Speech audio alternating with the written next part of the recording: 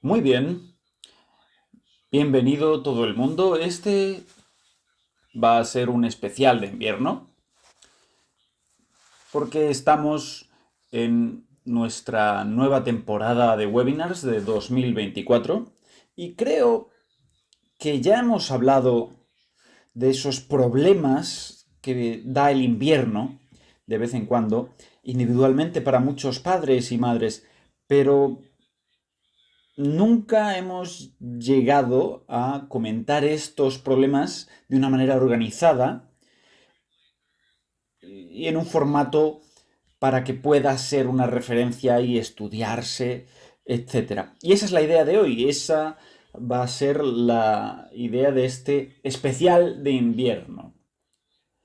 Finalmente hemos llegado hasta aquí.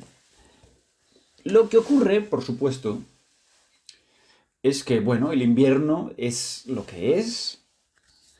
Afortunadamente ya no estamos en esa situación de locura de los confinamientos por la pandemia. Hemos vuelto a la normalidad y hay dos cosas. Por un lado tenemos la vuelta de los problemas habituales, que serán los resfriados, gripes y otras versiones, especialmente para aquellos que están en un ambiente social donde sus niños y niñas van al colegio, que es un espacio de un campo de cultivo, pero también los niños que van a clases en casa también tienen otros retos. No hay exposición durante un tiempo y de pronto existe una exposición en algún momento, ¿no? Y ese es el problema. Pero ¿qué quiero decir? Hay dos cosas que quiero decir. Para llegar hasta donde queremos centrarnos. Antes de nada, estamos aquí con esta pregunta central. Va a ser la pregunta desde la que se desarrollará todo lo demás. Es hacer o no hacer. Porque esta es la cuestión que típicamente viene y vuelve una y otra vez con las familias que están haciendo ABR. Habitualmente las familias dicen, no hemos estado haciendo ABR durante X semanas porque nuestro niño no se encontraba bien, su nariz tenía la nariz tomada, tosía, tenía un resfriado, problemas estomacales y estaba más irritable, etcétera, etcétera. Todo este campo de cosas. ¿Y de dónde viene esto? Muy bien, esto viene de la perspectiva estándar de que cuando los niños se ponen enfermos, paramos la actividad de rehabilitación. Eso es como una norma, ¿no? Que obviamente se conecta con la vida, el entendimiento normal de la vida que ustedes proyectan de estas enfermedades cuando las tienen ustedes y dicen, bueno, cuando yo estoy enfermo, tengo dolor de cabeza, mmm, somnolencia, no me siento activo, activa, no quiero hacer nada en cuanto a ejercicios de ninguna clase, físicos, que es perfectamente comprensible. Pero entonces, esta línea de pensamiento, cuando estamos enfermos, no deberíamos hacer ejercicios de rehabilitación, esta se convierte en un paso que nos lleva hacia que cuando los niños enferman no haremos terapias de rehabilitación, incluyendo ABR. Y esto es en lo que queremos centrarnos, porque la pregunta fundamental que tenemos que deconstruir es esta. ¿Qué clase de ejercicios están ocurriendo? Y el mensaje central aquí es decir no a los ejercicios que requieran un esfuerzo. Porque cualquier ejercicio que requiera un esfuerzo, cualquier actividad externa locomotriz o incluso el colegio y los estudios, Todo esto son cargas energéticas que compiten con los recursos internos de sanación de la persona. Y esta es una pregunta muy sencilla, pero es clave tenerla en cuenta. Los niños tienen una reserva de energía limitada para lidiar con todo. Y en ese sentido, y lo pongo en esta ecuación, si ponemos aquí la energía diaria, tendrá diversas colocaciones, lugares hacia donde va. Por un lado, las necesidades internas para los procesos internos básicos y somáticos.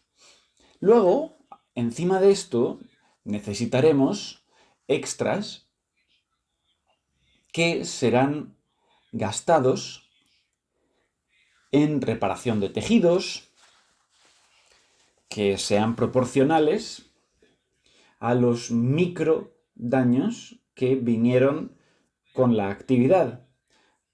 Además, hay ciertos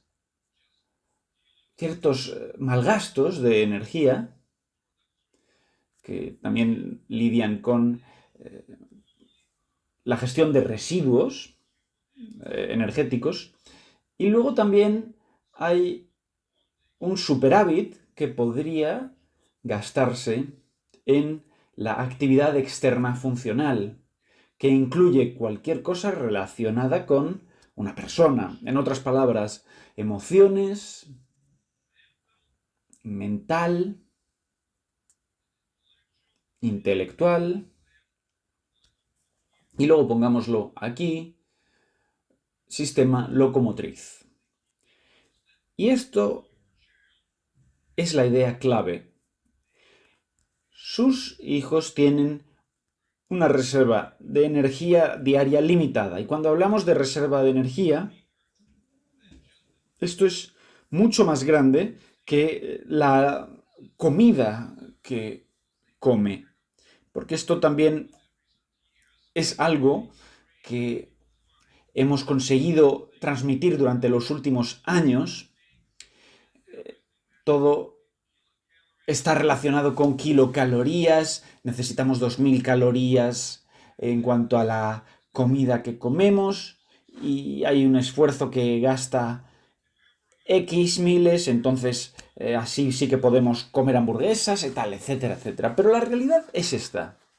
Tenemos que recordar que cualquier cosa que entra en este intercambio regular tiene que ver con un 1%, solo es un 1% de lo que realmente ocurre en el cuerpo. Mi ejemplo favorito, y que va a ser muy fácil para ustedes para entender, es muy fisiológico. Ustedes beben en torno a 2 litros de agua diarios. Y esos 2 litros diarios son aproximadamente lo mismo que están orinando cuando van al baño. Y esta es una ecuación básica, pero si nos preguntamos cuál es la carga de trabajo real que nuestros riñones están procesando, la respuesta es que nuestros riñones están procesando 200 litros. Eso es 100 veces más, lo que significa que los intercambios internos son al menos 100 veces mayores, y esto es una estimación conservadora, 100 veces mayores de lo que estamos haciendo externamente. Así que cuando vemos todas estas kilocalorías, tenemos que entender que esto es el mismo tipo de relación. En realidad, los procesos internos del cuerpo son 100 veces más grandes que lo que vemos como intercambio externo. Esto es algo que ustedes tienen que entender claramente, y es que esta ecuación nos ata. Y una vez que entendemos esta ecuación, todo resulta muy sencillo porque, por supuesto, si estamos en este escenario en el que el niño, la niña, se ha puesto enfermo, por lo tanto, ¿qué ocurre? La causa interna y la reparación y la reparación también interna y la gestión de residuos internos, estos números van a subir, van a incrementar, porque esto es todo lo que ocurre internamente. Digamos aspectos intrínsecos. Y esta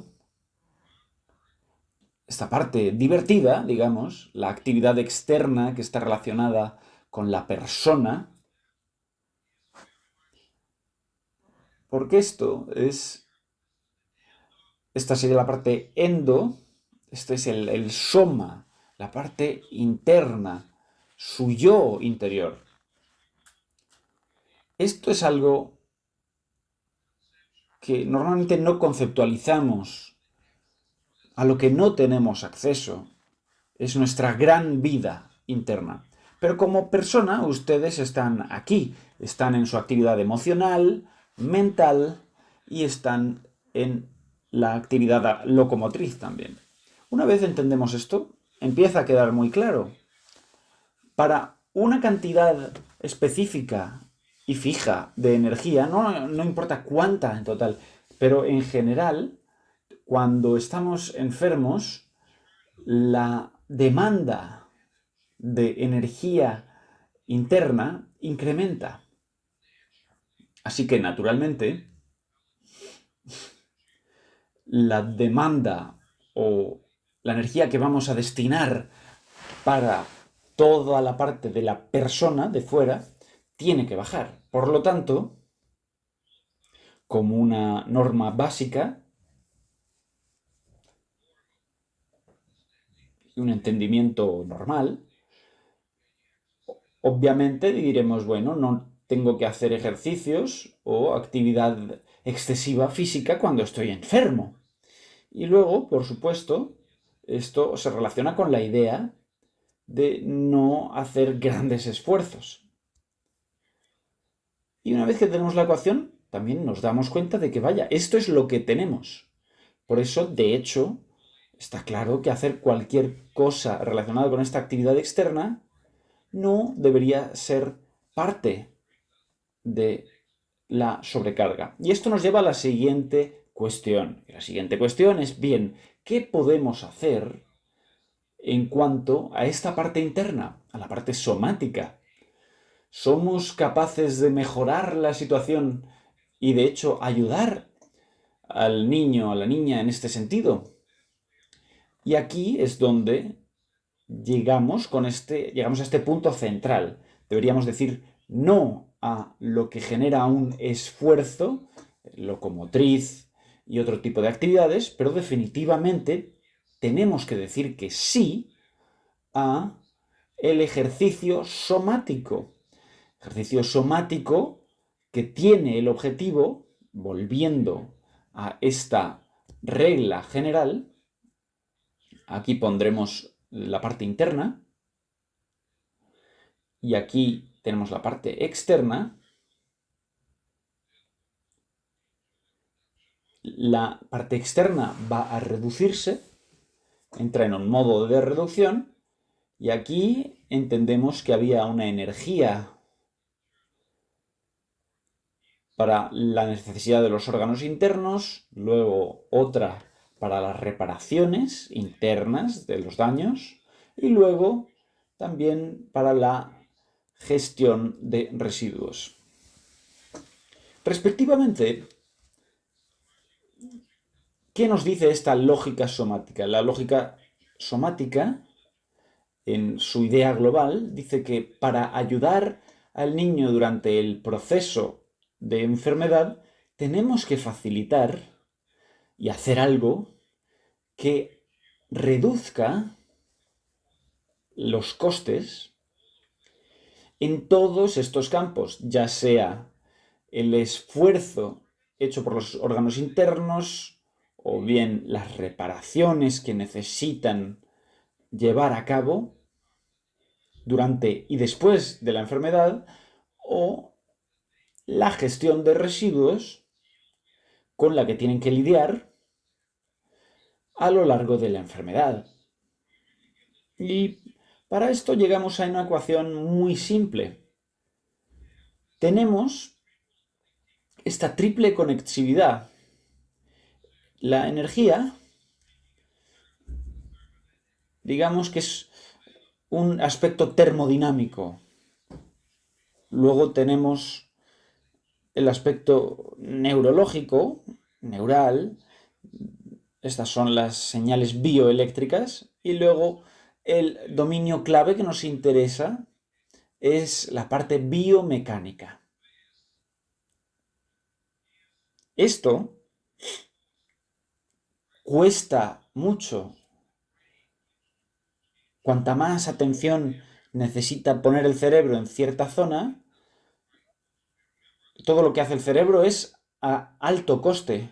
El cerebro hace las cosas a 10 veces el coste del resto que le cuesta hacer cosas al resto del cuerpo. Es muy caro hacerlo funcionar. Luego, en cuanto a la parte termodinámico, esto es una regulación ya más local.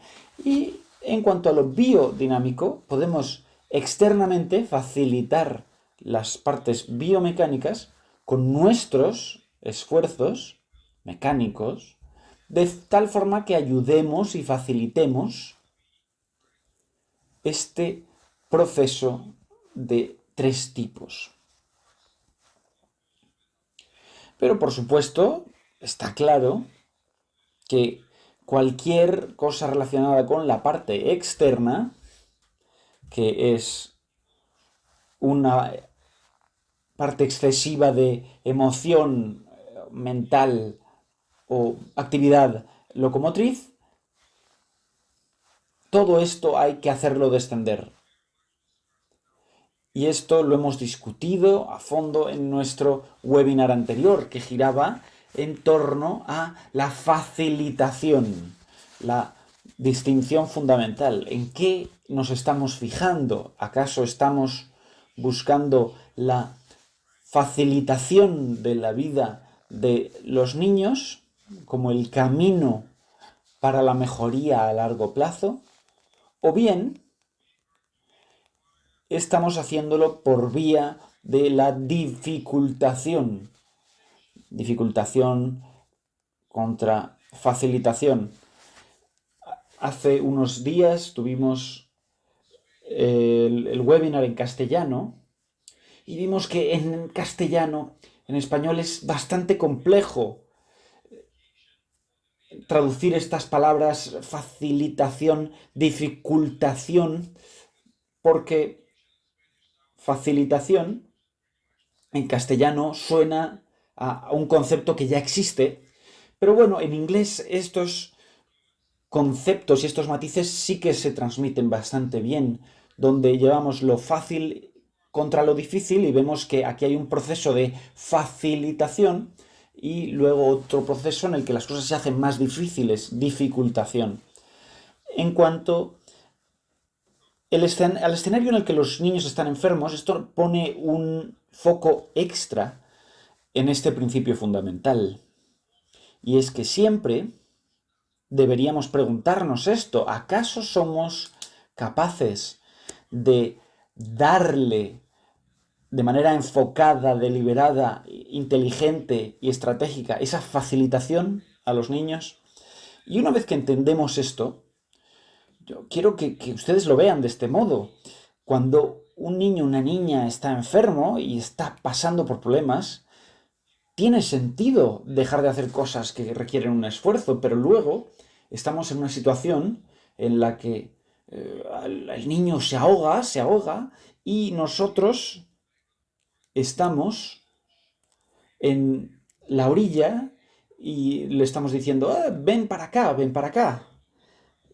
Sal de esa fase de ahogamiento, ven aquí y en cuanto llegues a la orilla te voy a dar un abrazo. La lógica es que no deberíamos estar en la orilla, tenemos que ir donde está él y hacerlo lo mejor posible junto con el niño para ayudarle a nadar a la orilla en vez de mandarle un mensaje desde lejos.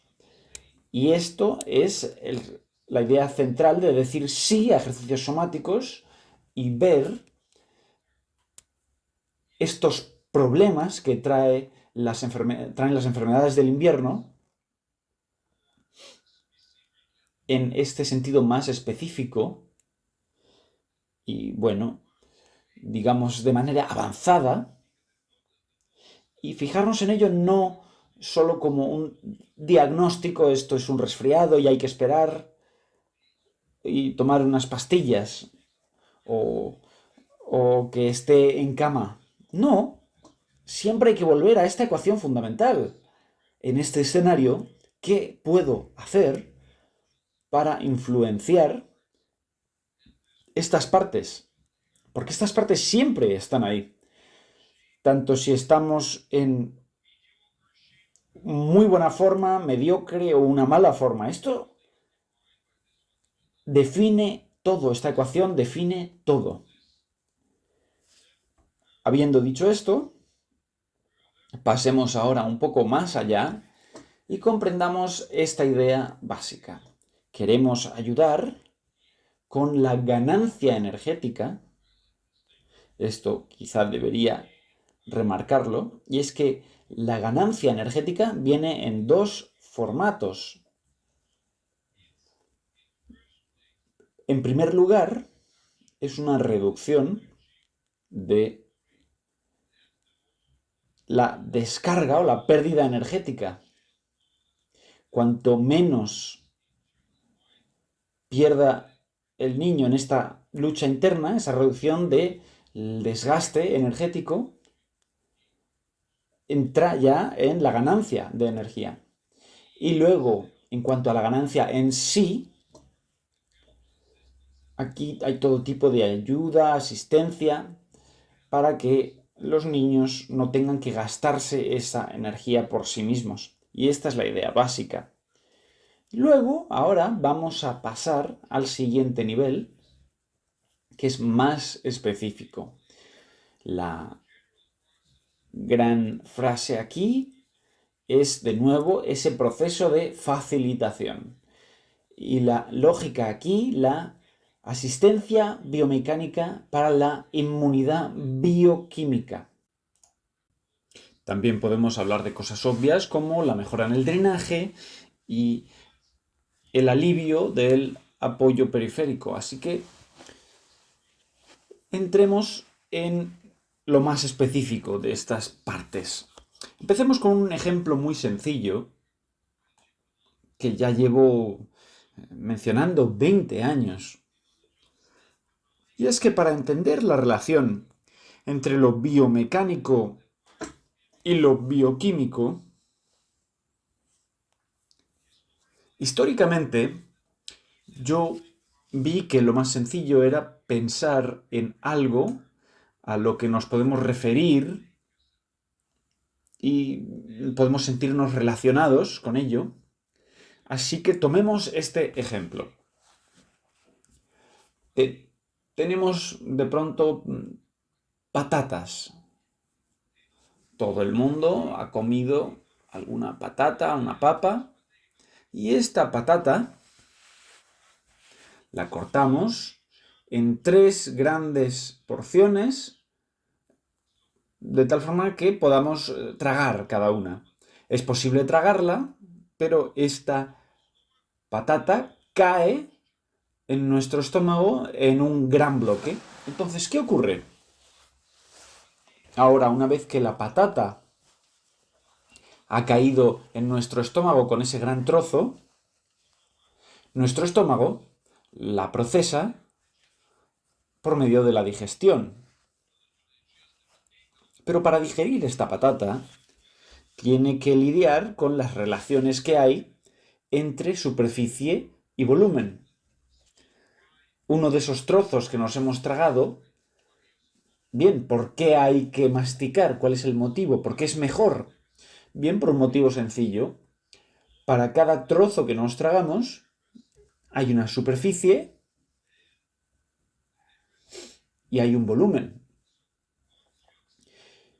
Y una vez que nos hemos tragado todos esos trozos de patatas sin masticar, biomecánicamente hemos hecho el peor escenario posible. No ha habido ninguna asistencia biomecánica. Hemos dejado que toda la digestión funcione de manera bioquímica. Y ahora ese estómago tiene que generar enzimas que van a encontrarse con este trozo de patata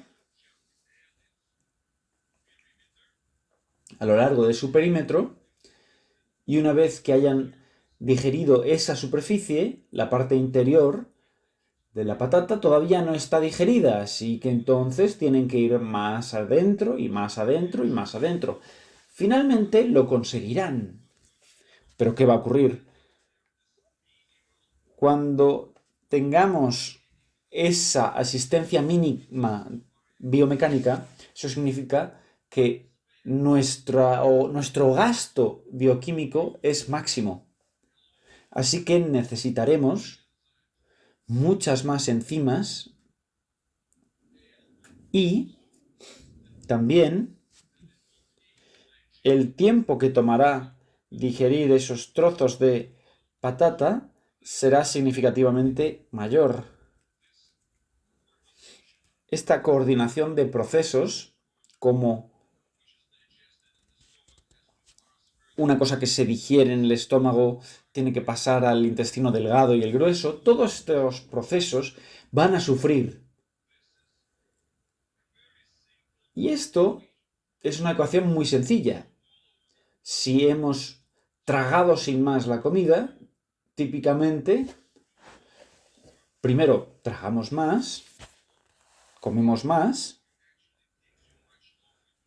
y lleva mucho más tiempo digerir con un esfuerzo mucho mayor. Así que, ¿cuál sería un buen escenario?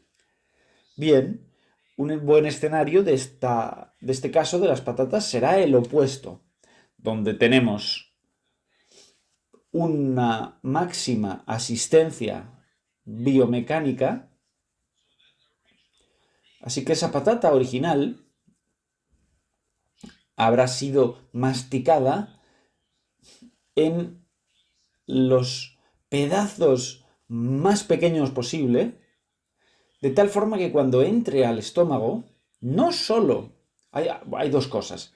Primero, llega con una mucho mejor superficie y volumen, porque todo son superficies abiertas, de tal manera que las enzimas conectan directamente con todo. Y luego también se predigiere mediante la saliva. Es menos necesario generar enzimas. Este es un ejemplo muy sencillo, pero ya nos ha mostrado dos cosas. ¿Cómo podemos relacionar esto? Si utilizamos la máxima asistencia biomecánica, entonces necesitaremos la mínima contribución bioquímica. He utilizado el ejemplo de asistencia biomecánica como la lógica de la facilitación. Un buen masticado, o en ese sentido, si nuestro niño no mastica, esto significa que necesitaremos que la comida esté en forma de puré, mantenerla en su boca lo máximo posible, darles tiempo para tragar, que no sea un proceso rápido, etcétera, etcétera. Hay una lógica que sigue al entendimiento de este principio. Porque muchas veces tenemos el escenario en el que los niños, o bueno, digamos los padres, están racionando el proceso de alimentación con una gran cuchara, con grandes cantidades dentro de la boca del niño, rápido, rápido, porque tenemos que irnos y hay logopeda esta tarde, ¿no? O cualquier otra terapia. Esto es ridículo.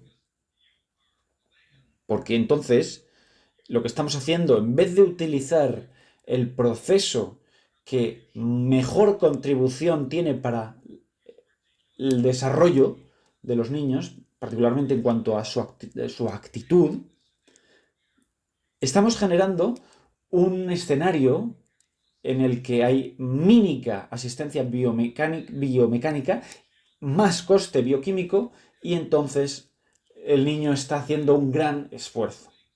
Así es como acumulamos cosas erróneas si no pensamos en la ecuación que hay detrás.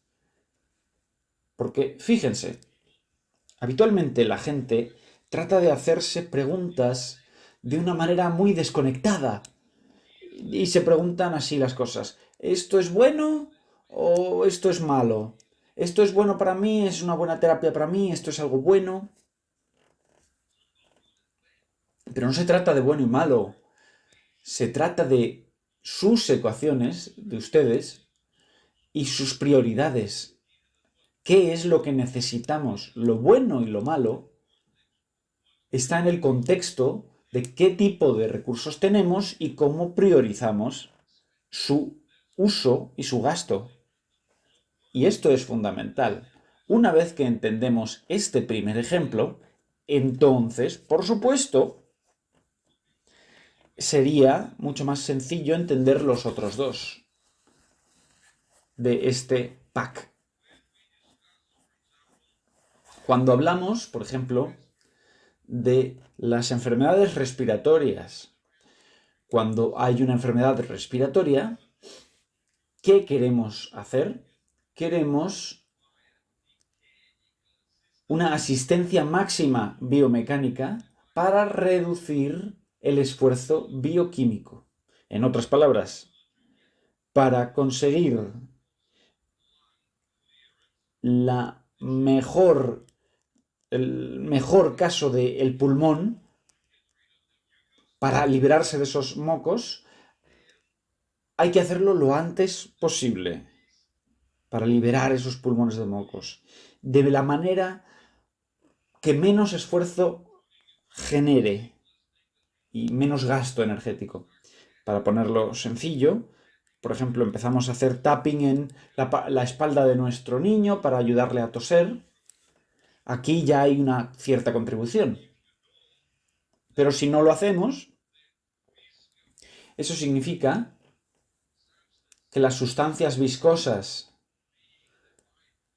que son el subproducto de luchar contra la infección, las bacterias, los virus, etc., esos residuos viscosos, el cuerpo va a necesitar lidiar con ellos.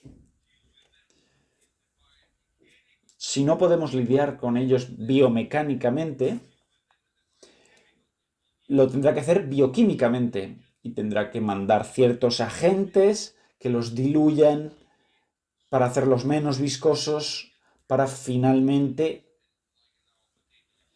sacarlos del sistema. Pero igual que en el caso de la patata, habrá un mayor coste, llevará más tiempo, etc.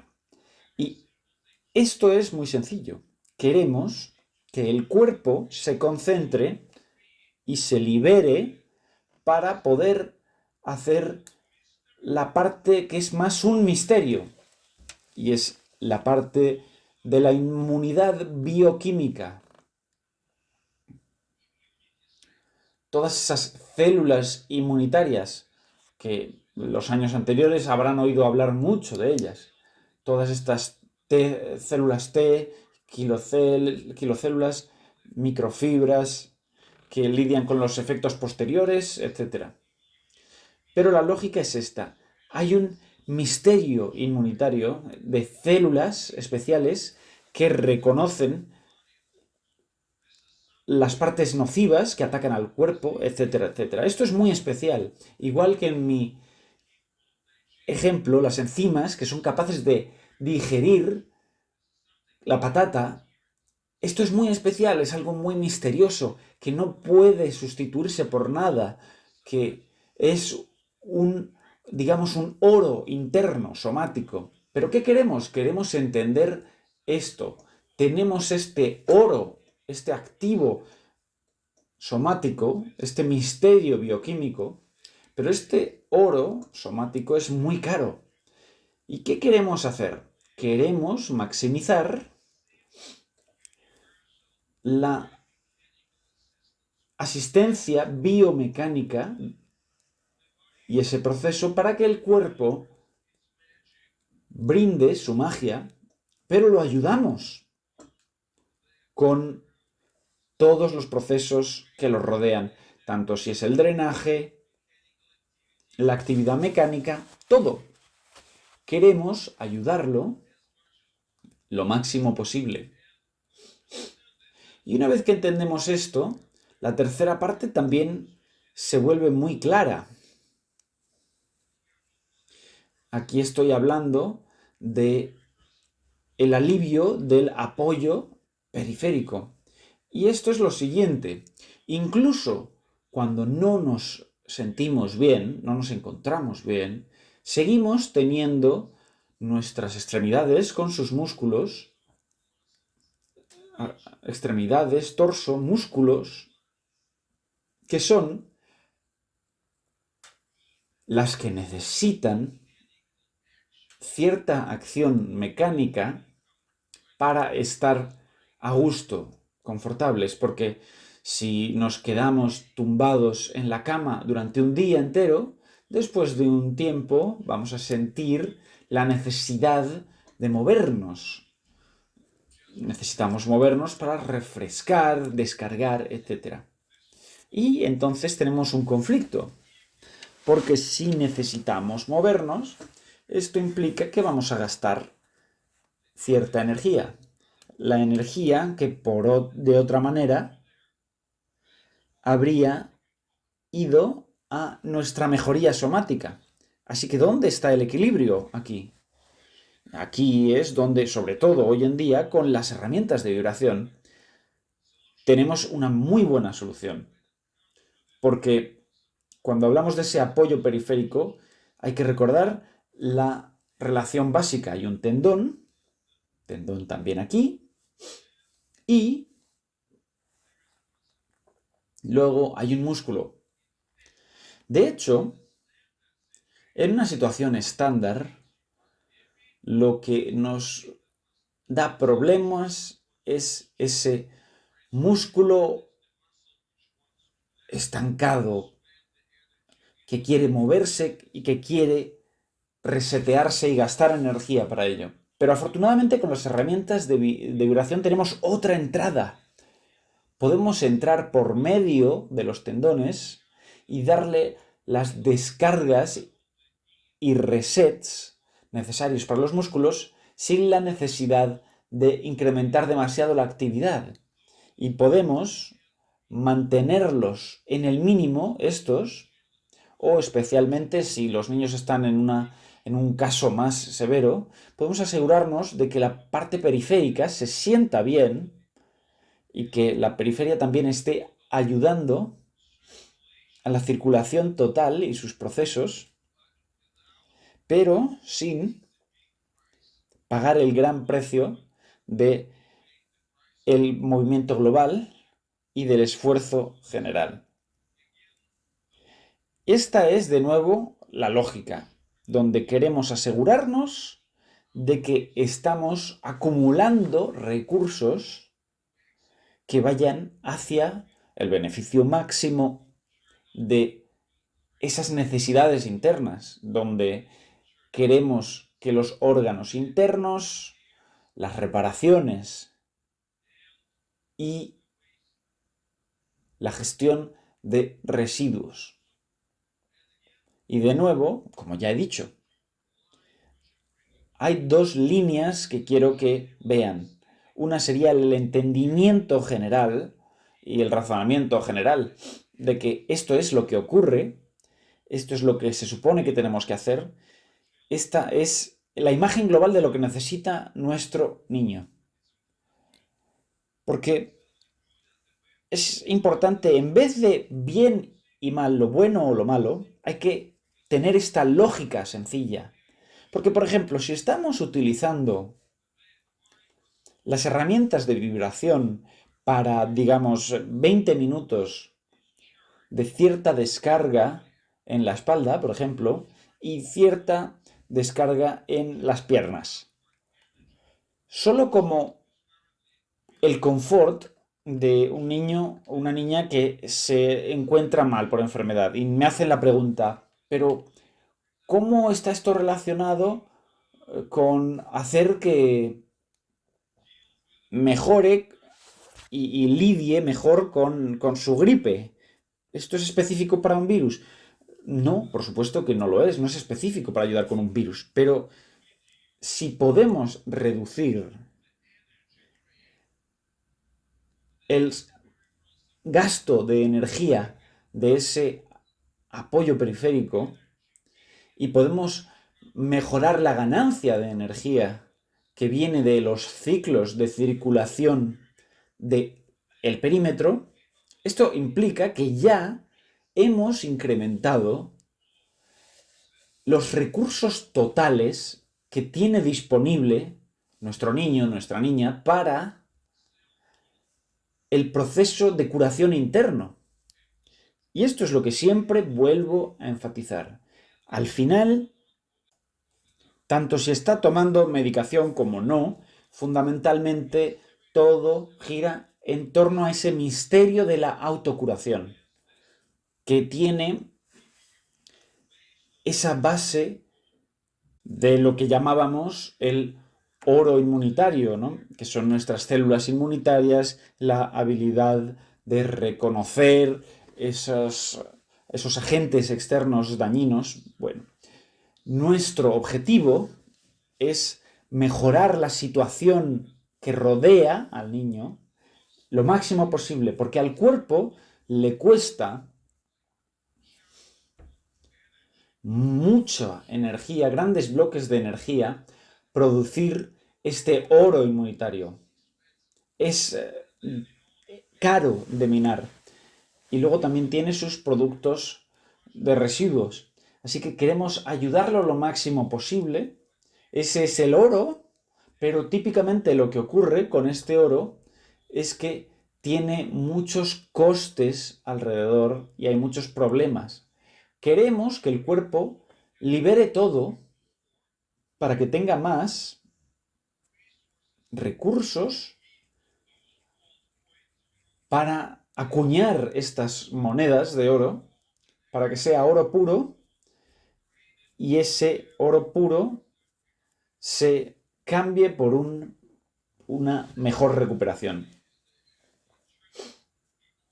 Y esa sería la economía interna de la enfermedad, digámoslo así. Y una vez que entendemos eso, vamos más allá. Fíjense, comencé mis primeras diapositivas no de manera específica, hablaba de cómo lidiar con, por ejemplo, una nariz congestionada o una garganta tomada o bronquitis o con una potencial neumonía o problemas digestivos. No me he centrado en ninguno de ellos. Pero fundamentalmente lo que quiero es que vean la imagen global. Y la imagen global, de nuevo, es muy sencilla. ¿Qué es la enfermedad? Enfermedad. Sí, hay un agente externo, especialmente para las que son estacionales, que hay que neutralizar. Pero esa es la perspectiva externa. Y este es un factor también misterioso, porque tenemos un oro interno inmunitario, esas monedas de oro que se están intercambiando para defendernos de esos agentes externos. Pero en la imagen global, la enfermedad es el cambio en esta ecuación. Así que, si estamos habituados a un porcentaje habitual de una energía diaria que tiene disponible el niño, digamos el 90%, irá a las partes internas y no somos conscientes de ello. Solo sabemos nuestro nivel de energía en cuanto a, digamos, un 10% de la parte externa, las cosas relacionadas con la persona, las emociones, la parte mental y la parte de lo locomotriz. ¿Cómo sabemos entonces que estamos enfermos? Sabemos que estamos enfermos cuando el cuerpo comienza a reclamar y a llevarse, a quitarnos cosas. Así que de una parte 90% pasamos a 95% de energía gastada internamente. Así que ese 10% que teníamos para la parte externa, solo tenemos ahora un 5%.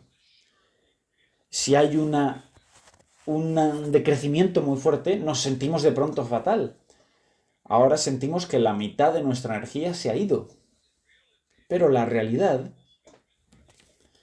siempre hemos estado lidiando con procesos internos. Y lo que intenta hacer la gente, tratan de hacer trampas. Dicen, voy a tomar un estimulante, voy a tomar una pastilla para volver a estar mejor en nuestras actividades externas, ¿no? Tratan de engañar al cuerpo y extraer más para mantener ese 10% disponible. Y de nuevo, esto es el error clave. Esto viene de la era, digámoslo así, de la era de la explotación del trabajador, digamos. Si hablamos de que somos parte de una maquinaria de producción o una maquinaria económica y nuestra habilidad para ganarnos la vida o participar, hay un nuevo término que comentó un multimillonario chino y los llamó huminerales. Este es el término, huminerales. Un mineral es básicamente humano y mineral. Los humanos son el nuevo mineral. Y esto es todo. Lo que está haciendo el sistema es minarnos a nosotros para que hagamos cosas externamente. Si tienen que ir a trabajar, esto es una carga de trabajo típica. No se supone que no podemos faltar al trabajo, al colegio, porque si faltamos, entonces nos salimos de la corriente.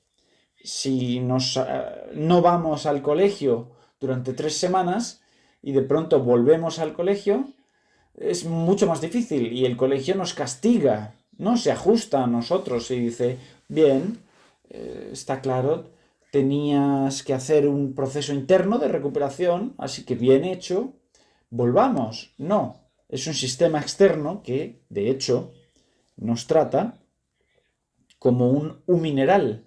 Y el problema es que no solo ocurre en la sociedad industrial, donde la persona pasa a formar parte de la maquinaria económica, sino que la paradoja es que esto ocurre también para los niños, incluso cuando tienen enfermedades muy graves, porque hay un colegio que quiere que entren en cierto programa. Así que esto hay que entenderlo, esto es la imagen global y hay que ver la enfermedad de esta manera.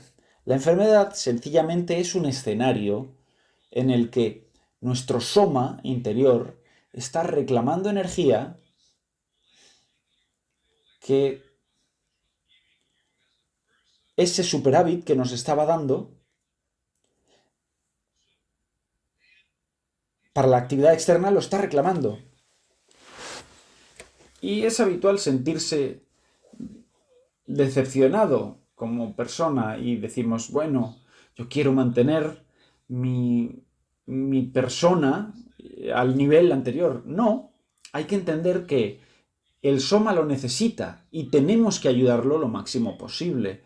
reducir los gastos de la persona y no convertirnos en un mineral. Pero esta mentalidad está tan encarnada en nosotros a través del colegio, la economía, las normas culturales y la idea sencillamente de me encuentro mejor, así que voy a volver a clase. Esa es la idea, siempre. Y también quería hablar de este tema aquí, volviendo a el tema de ¿una enfermedad puede ser acaso beneficiosa? Pero antes de ir a eso, hay que decir que toda enfermedad tiene una línea temporal y empezaremos desde el final. Porque cuando estamos en este estado de crisis relativa, cuando los niños están en ese estado, todo el mundo entiende, bien, hay una crisis, esto es malo, tenemos que hacer algo, todo el mundo presta mucha atención, etcétera, etcétera. Pero hay otras dos cosas. Antes de la crisis, antes de esa escalada, hay un principio. ¿Pero qué solemos hacer en este escenario? Cuando hay precursores de la enfermedad. Típicamente, tratamos de sacar eso de la ecuación y decimos, esto ya se pasará solo. No tenemos que hacer nada. No arruinemos nuestros planes diarios y rutinas solo porque se esté sintiendo un poco mal. ¿Pero qué significa esto? Por ejemplo, si tomamos una situación en la que tenemos un 90% más un 10%, como hablábamos antes, es la ecuación básica, suma contra persona.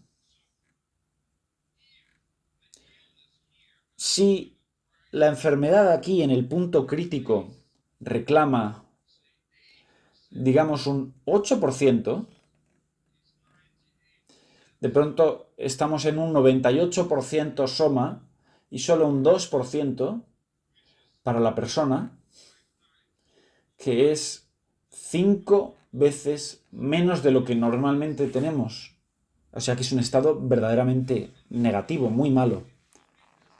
Pero al principio podría ser tan poco como, en vez de 10%, en vez de reclamar un 5%, un 8%, a lo mejor solo está reclamando un 2%.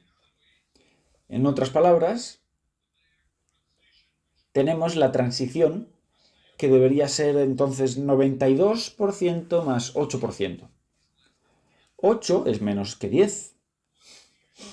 ¿Qué solemos hacer? Y decimos, todavía no está mal del todo. Vamos a tratar de sacarlo adelante. Pero especialmente cuando hablamos de niños con discapacidades, esta debería ser la norma básica. Y de hecho yo creo que debería ser la norma para cualquier niño, especialmente ahora cuando tenemos las herramientas activas. Porque antes estábamos en esta situación y decíamos, vaya, imaginemos que entramos en este escenario y en vez de un 10% disponible, el niño no se encuentra tan bien, pero solo ha bajado a un 8%. No está en su máximo, pero antes no teníamos las herramientas activas, solo teníamos las pasivas. ¿Cuáles eran esas herramientas pasivas? Esas serían descansar en la cama. Y decíamos, bien, bueno, vas a saltarte, no vas a ir a clase. Esa es una herramienta pasiva. El niño es inteligente y hay una fluctuación habitual y dice, vaya, si puedo faltar a clase, entonces puedo hacer como que estoy enfermo y puedo dejar de entrar en esta demanda de la sociedad, ¿no? Esto era solo posible con las herramientas pasivas. Y estábamos en la situación en la que no solo tenía que ser algo incómodo el estado, sino que tenía que ser muy incómodo. Así que ya tiene que ser muy incómoda la situación para que los niños descansen en la cama y no vayan a clase. Y esto es comprensible, porque con las herramientas pasivas, la experiencia nos muestra que ¿qué es esto? ¿Es acaso una fluctuación general en su forma o es una reducción global de la energía o es un escenario específico donde el soma necesita más y está sacándole esa energía a la persona? Pero ahora estamos en un escenario diferente. A, por una parte, tenemos herramientas activas y B, tenemos un niño, una niña especial porque tiene debilidad extra. Por lo tanto, la lógica aquí es que, como tenemos esas herramientas extras, en el momento en el que veamos que algo no es lo suficientemente fresco, digamos, ¿qué queremos hacer? Bien, ese es un buen motivo para nosotros para darle ese empujón extra a la actividad somática. Y eso es, las herramientas de vibración nos dan la oportunidad de cambiar todo nuestro acercamiento a la enfermedad. Ya no tenemos que empezar a decir esto es muy serio o no es serio o deberíamos pasarlo por alto y no arruinar nuestras rutinas, etc. No. Ahora, en cuanto veamos que hay una caída aquí, directamente tenemos que pasar a la actividad somática. Incrementemos la actividad somática. Eso es. Y esto es muy importante. Luego también hay otra cosa importante que gira en torno a la crisis y luego viene el momento del cambio, ahí todo el mundo está muy contento y bueno, también debería haber puesto el proceso de cuando va incrementándose el problema. Pero luego llegamos a la recuperación y a la regeneración. Y de nuevo, esto es algo que la gente entiende mal. Fíjense, en el momento en el que los síntomas desaparecen, todo el mundo dice, bien, vaya, hemos perdido tanto tiempo, tenemos que recuperar en clase, en esto, en lo otro. Así que básicamente, aquí, bueno, si volvemos atrás a nuestra fórmula del 90-10, en el momento en el que hay una oportunidad para volver a usar ese 10%, decimos, va, 10 no es lo suficiente, vamos a tratar de conseguir un 12% porque hay mucho que recuperar. Estamos muy cansados de estar en casa, necesitamos actividad, etcétera, etcétera, etcétera. Mal. Esto está mal. ¿Por qué? Porque hay una norma básica y es que la recuperación y la regeneración toman 3 o 4 veces más tiempo que la crisis y el momento de cambio y mejoría. En otras palabras, si nuestro hijo, nuestra hija ha estado una semana en esta fase de crisis, o bueno, de enfermedad, de crisis y mejoría, esto significa que durante las siguientes 3-4 semanas necesitaremos estar haciendo esa actividad somática extra para asegurarnos de que todo vaya bien, de que de veras estemos consiguiendo no solo la recuperación básica, sino una regeneración y renovación profunda de los tejidos. Y en ese sentido, una vez entendiendo esto, podemos volver a la diapositiva anterior, que estaba aquí. ¿Puede acaso ser la enfermedad beneficiosa? Y extrañamente, la respuesta es que sí. Hay un motivo para la enfermedad. Y es que, por ejemplo, los humanos somos la única especie, siempre es esto. Cuando, por ejemplo, los animales cambian de piel en otoño, en primavera, hay ciertas palabras que se me olvidan, pero cuando hacen ese cambio de piel, espero que lo entiendan. Los animales cambian esta piel o este pelaje en el cambio de estaciones, en primavera y en otoño. Nosotros no tenemos ese pelaje, nosotros tenemos la piel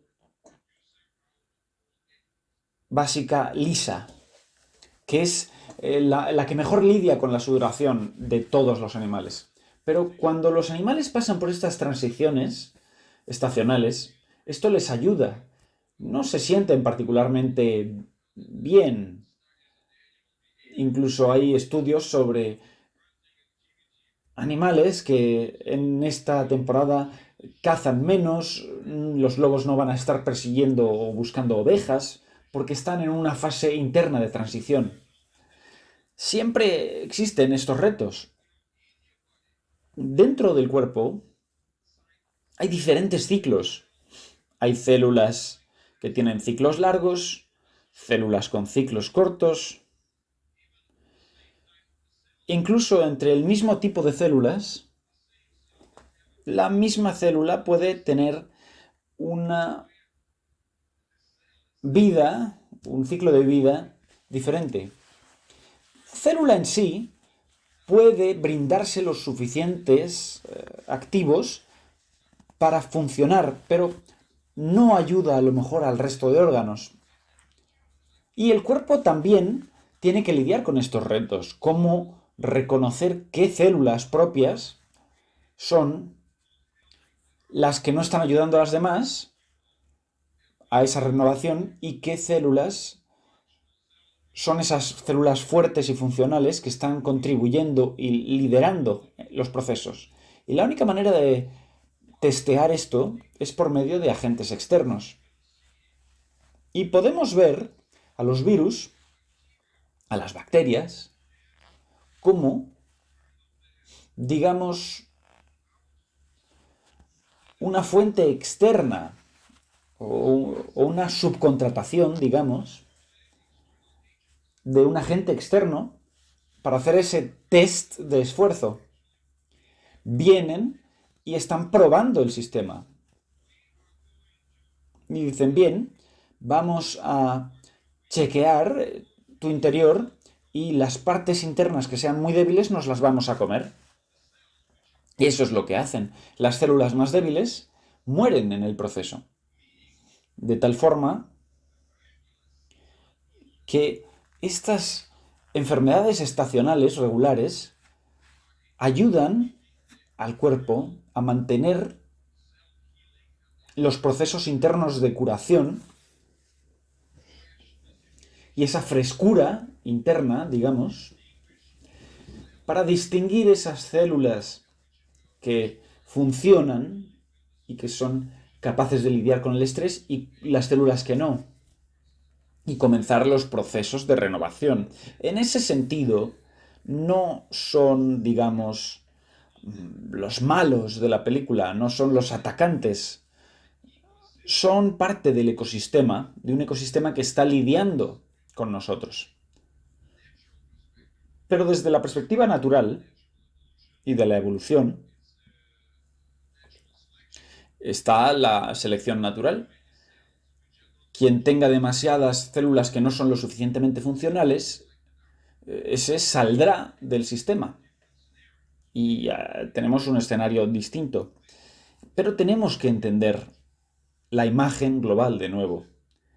Y es que hay un buen motivo detrás de esos virus y bacterias para coexistir con los humanos.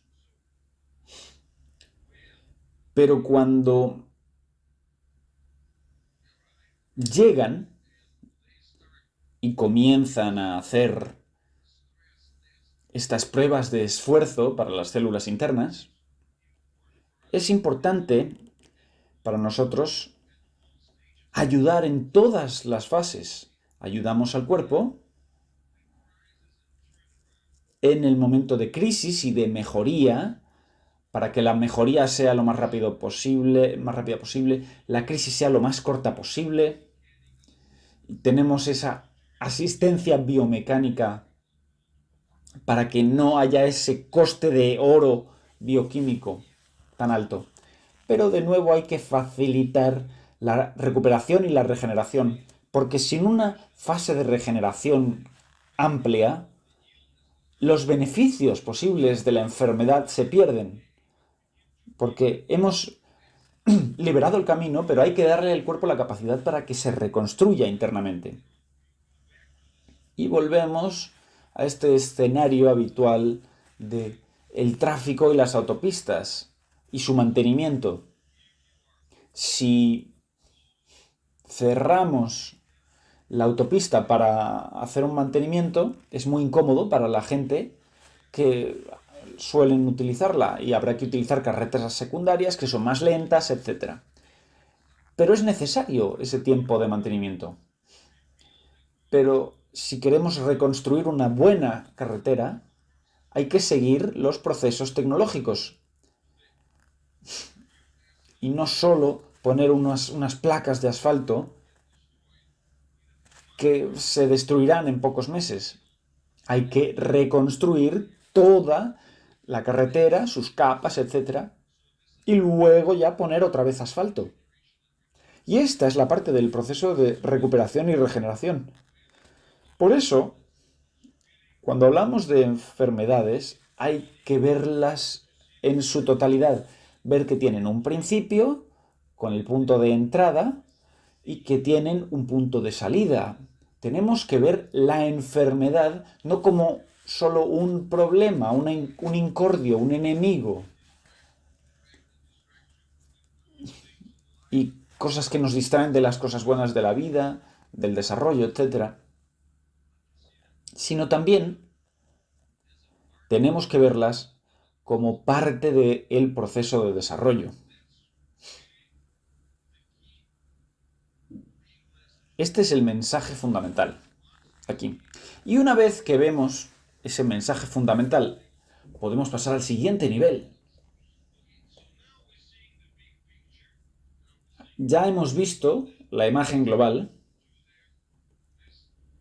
y llegamos a esta relación, que es la parte, digamos, más práctica.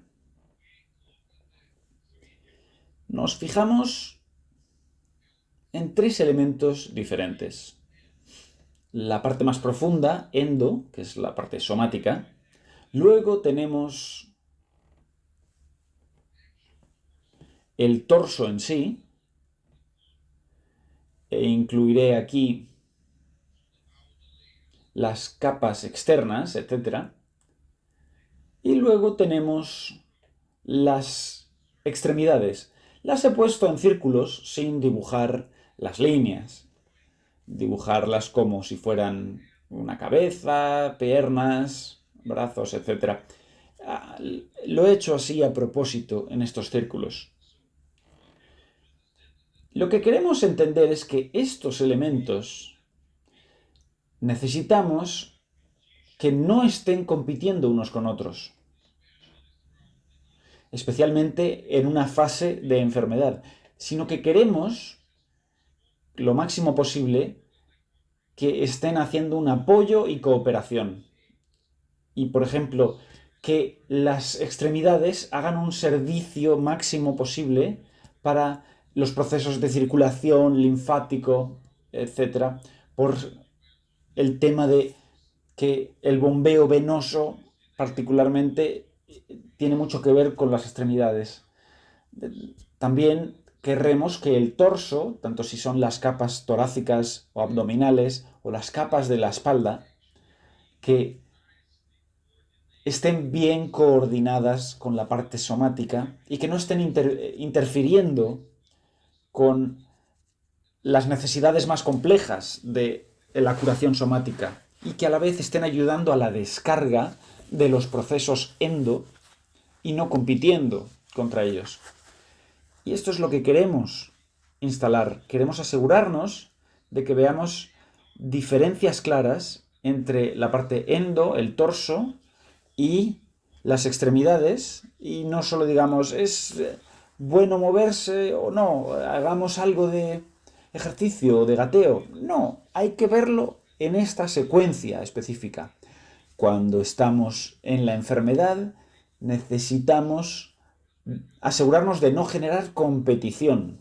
Porque si, por ejemplo, ponemos al niño en el bipedestador mientras el cuerpo está tratando de lidiar con necesidades somáticas, hay que entender por qué lo estamos haciendo.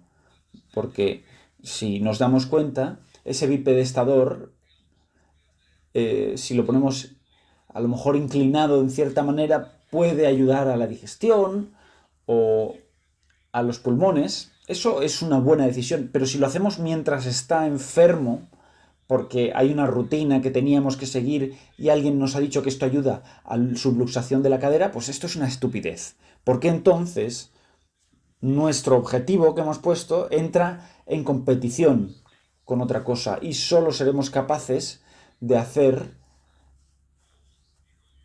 estas cosas que tienen objetivos mucho menos importantes, que se tienen que hacer cuando estamos en una mucho mejor condición, en esa relación de 90% interno y 10% externo, pero no en la situación grave de crisis del 95% interno, 5% externo.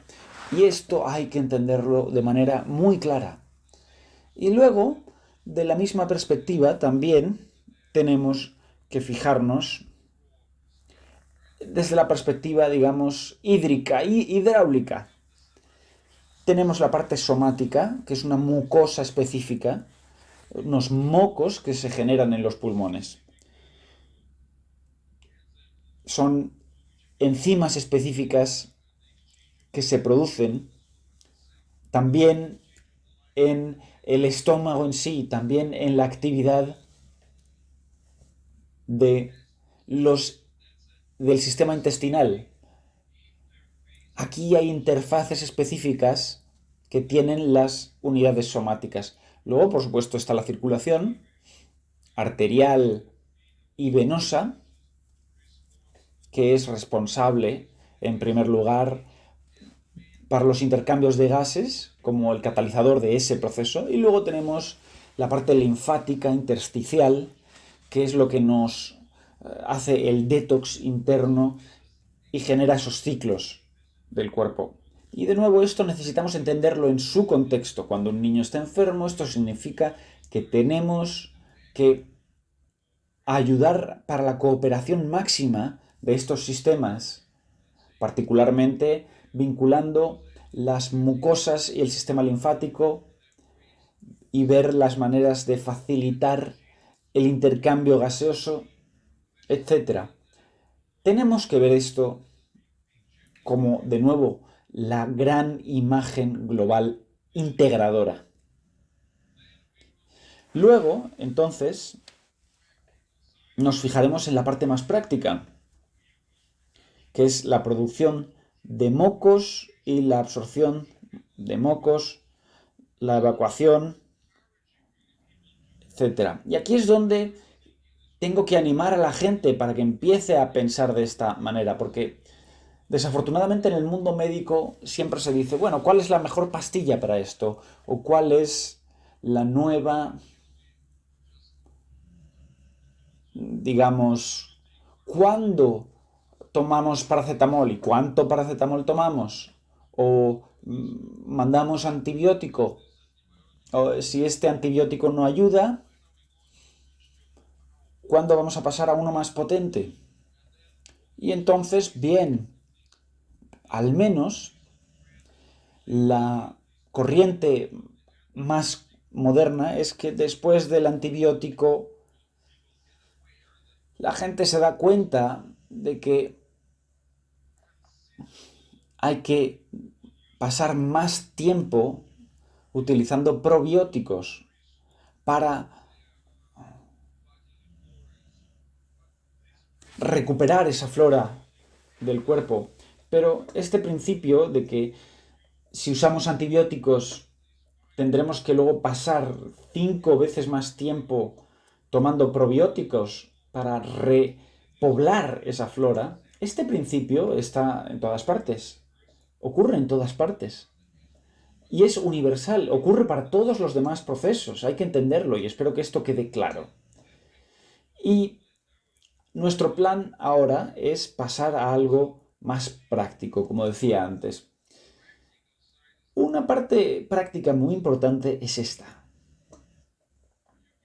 Si sacamos una idea de este webinar y es esta, ya será algo muy, muy, muy positivo. Y es que uno de los puntos clave que siempre tendremos que tener en mente, en cuenta. Los pulmones son los órganos del intercambio gaseoso. Aquí es donde el oxígeno y el dióxido de carbono se intercambian 20.000 ciclos respiratorios diarios. Ahora, lo que le da servicio a este proceso es la producción de mucosidad. Y es interesante entender que en cualquier momento de nuestro estado habitual hay entre 50 y 100 mililitros de esa mucosidad que está cumpliendo funciones internas de deslizamiento entre las distintas capas pulmonares, etc. Entre 50 y 100 mililitros que en el sistema americano serían entre 1,5 y 3 onzas. Esto es lo que tenemos en cualquier momento. Pero la producción total diaria de lo que generan los pulmones es unos 30 litros. Es un número brutal.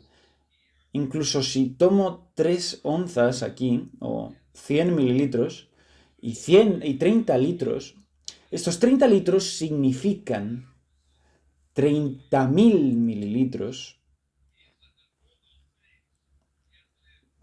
de tal modo que 300 veces al día se renueva esta cantidad de mucosidad interna. Una vez que entendemos el ejemplo de la orina que di al principio, que estamos filtrando 200 litros diarios a través de los riñones. Así que esto no debería ser sorprendente, es más o menos un mismo ratio. Es así como lidia el cuerpo con relaciones internas y externas. Pero entonces tendrán la pregunta, vaya, si son 30 litros, en el sistema americano los 30 litros puesto en libras serían 65 libras de fluido en cuanto a peso. Y siempre me confundo un poco en los sistemas, pero serán unos 7-8 galones de fluido que se están produciendo aquí. Y diremos, vaya, 30 litros, ¿dónde irán si mi niño pesa 20 kilos y produce 30 litros al día? Bueno, entonces tenemos que llegar a este punto y es la absorción por medio del diafragma. El diafragma actúa como una esponja que ayuda a que entre dentro de la cavidad abdominal y dentro de la cavidad abdominal hay fuertes nódulos linfáticos que lo absorben y lo llevan de vuelta al fluido intersticial. Esta es una de las ecuaciones clave que tenemos que tener en cuenta, que hay dos puntos esenciales. Uno es que tenemos generadores como los pulmones, que son más generadores, y el abdomen, aquí vamos a poner en los pulmones generador. A ver, generador con este color. Y absorbedor.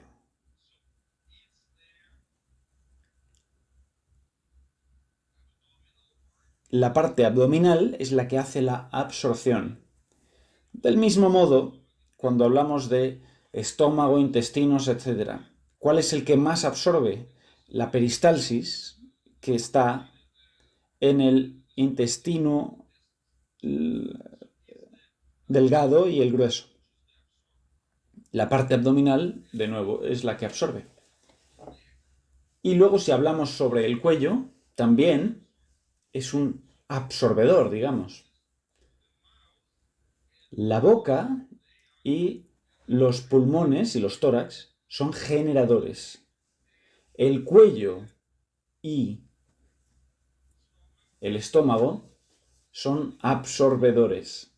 Y si nos hacemos la pregunta, ¿dónde tenemos la mayor cantidad de nódulos linfáticos? Bueno, pues van a estar en el cuello, alrededor de la zona de la mandíbula. Por lo tanto,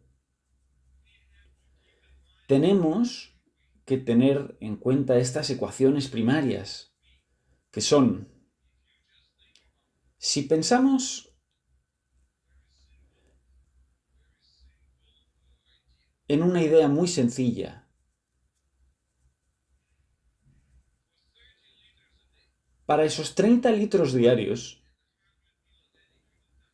y tener solo 100 mililitros en cualquier momento, si se están generando esos 30 litros, ¿qué ocurre entonces si nuestro ratio de absorción del diafragma hacia el estómago, qué pasa si decae un 1% ese ratio de absorción?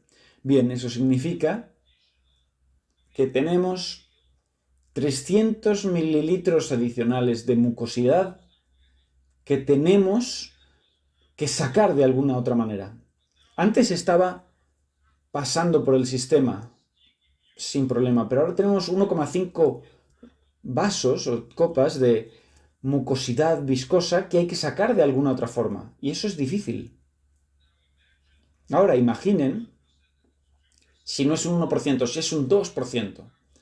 Ahora son 3 tazas de mucosidad que hay que sacar. Eso es un gran esfuerzo. Y también no se olviden de que si lo expectoramos lo suficientemente bien, entonces va a haber problemas adicionales de bacterias y hongos que van a residir ahí, o que puede ocurrir como con el COVID y otros procesos. Y esto nos lleva al siguiente punto. Y es que históricamente, en el pasado, antes de las herramientas de vibración, estábamos más centrados en trabajar cuando los niños estaban enfermos sobre el tórax para facilitar la actividad de los pulmones, porque de nuevo, históricamente todo el mundo trabaja ahí.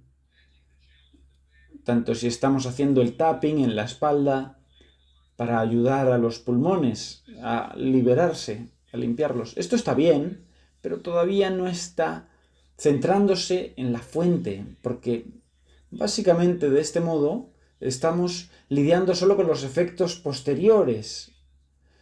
Si durante la enfermedad, el trabajo extra del diafragma afecta al proceso de absorción en un 1, en un 2%, vamos a detener de pronto un exceso. Así que, trabajando en el tórax, estamos facilitando la habilidad para lidiar y sacarlo, pero sigue siendo mucho trabajo. Y luego hay una segunda parte. Históricamente, cuando trabajábamos en el abdomen, lo único que teníamos aquí eran o bien las técnicas de compresión o la técnica con la Powerball, y estas son una demanda mayor para los padres. Pero la Powerball enfatiza la importancia, especialmente de la zona abdominal, de lidiar con la enfermedad. Pero nuestra nueva lógica, que es una lógica mejorada, sigue esta línea de pensamiento. ¿Qué queremos? Queremos empezar a lidiar con las enfermedades por vía de las zonas de absorción. Así que estamos centrándonos en abdomen y cuello. También el gran beneficio aquí es que históricamente también descubríamos esta cosa específica. Cuando empezamos a trabajar con los pulmones, por una parte, o con el tórax en general, estamos ayudando a quitar la mucosidad, pero trabajando en los pulmones en sí, damos una activación extra y empiezan también a generar más mucosidad, que de hecho es un buen proceso porque los activamos también y empiezan a liberarse más rápido, pero si no hay un buen timing junto con la absorción del abdomen, bueno, entonces tenemos un problema. Entonces el niño produce mucho, los pulmones se están liberando, pero el niño se está quedando bloqueado. Por eso nuestra estrategia actual es centrarnos desde el principio y cuando no sabemos qué hacer, empezamos con los mecanismos de absorción. Y ocurre lo mismo cuando hablamos del torso. No vamos primero a la proyección del tórax, empezamos a trabajar de manera más periférica. Empezamos con los perímetros y nos centramos más en las vías de entrada a través de los brazos, a través de la parte superior. No vamos a centrarnos en el centro en el primer momento. Dejamos esa parte para el final. Queremos mejorar la absorción y la ayuda adicional por todas partes antes de entrar, de hecho, en la zona de los pulmones. Y una vez que entiendan esta lógica de generar la absorción, nos lleva a la idea de la que hablaba, de esa línea temporal de la enfermedad.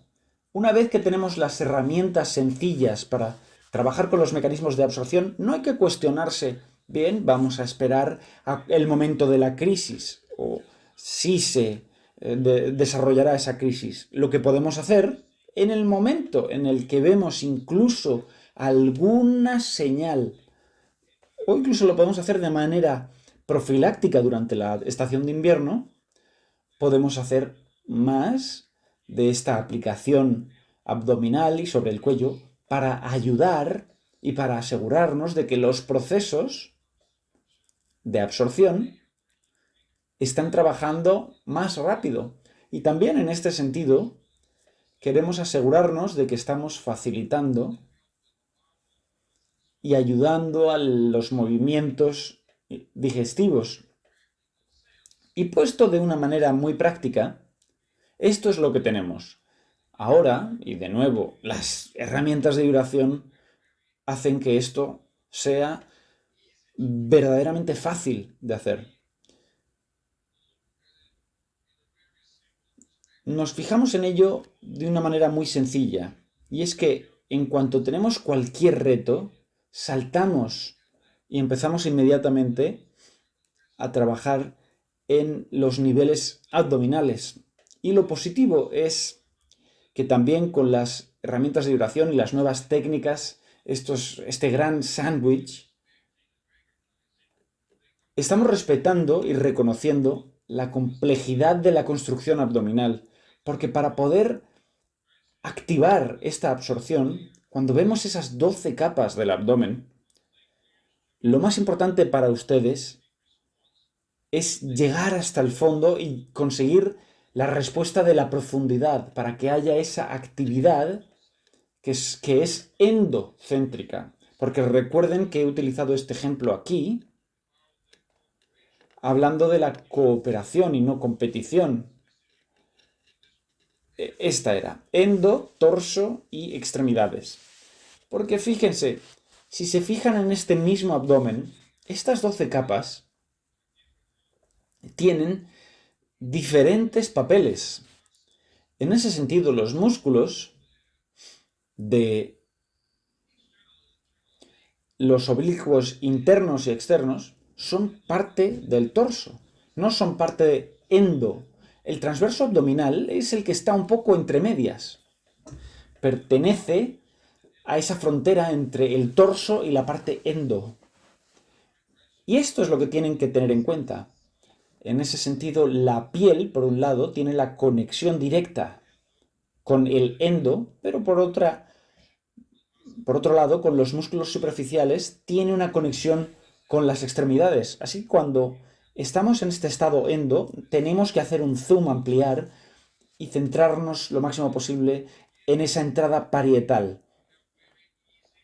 En este momento tenemos unas herramientas muy sencillas para trabajar aquí y la lógica es empezar a hacerlo de manera muy sistemática. Y otra cosa que también tenemos que tener en cuenta en todo momento es esto. Fíjense, también podemos fijarnos en el niño y ver qué cosas podemos hacer para facilitar una máxima relajación. ¿Cuáles son estas herramientas desde el punto de vista de las extremidades? Son los dígitos. Así que trabajaremos más en los pies y en las manos para facilitar la relajación. También tenemos el acceso abdominal por medio del suelo pélvico. Estos son cosas clave que podemos hacer de manera sistemática, universal, como una herramienta básica que es profiláctica, de prevención, y también para lidiar con la enfermedad.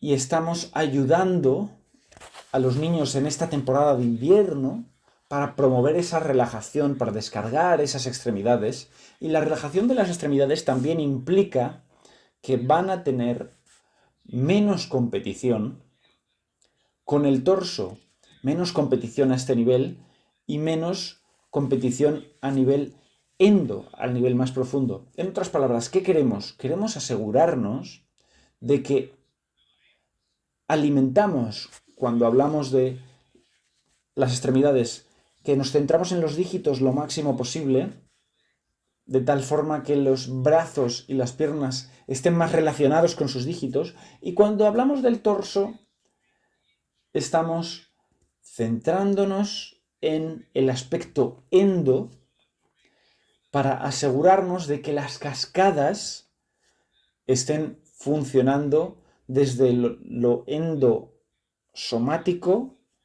luego descarga a través del torso y luego finalmente a las extremidades. Esta es la lógica básica.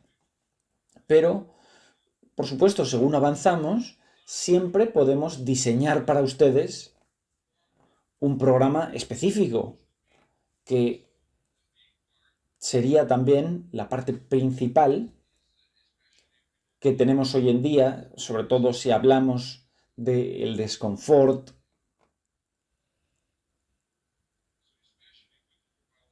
de esas cosas relacionadas con la cara.